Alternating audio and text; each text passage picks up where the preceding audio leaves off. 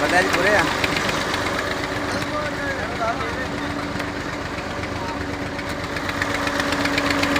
इन्ना संगत करा लाने और देख लो जाएगा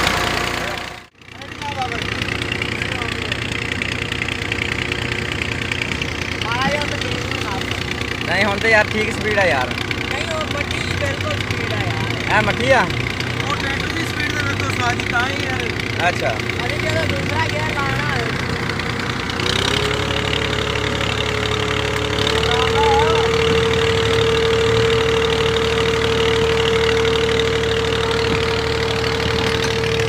सारा निकाले सदा जाओ अच्छा सारा जगह नरम आला ब्रेक कार चाड़ ਇਹਦੇ ਤੇ ਚਿਮੜਦੀ ਤਾਂ ਨਹੀਂ ਕਿ ਇਹਦੇ ਤੇ ਮਿੱਟੀ ਚਿਮੜਦੀ ਤਾਂ ਨਹੀਂ ਕਿ चलो चला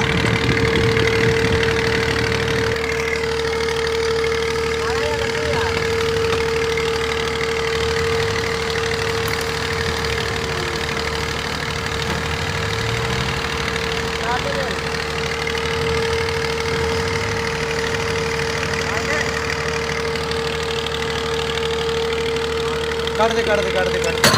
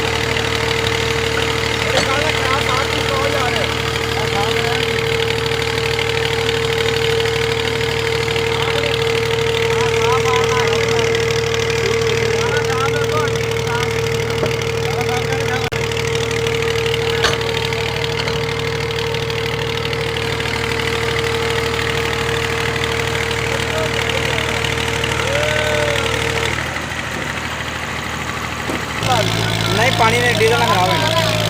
हल्का आए थले पानी लाओ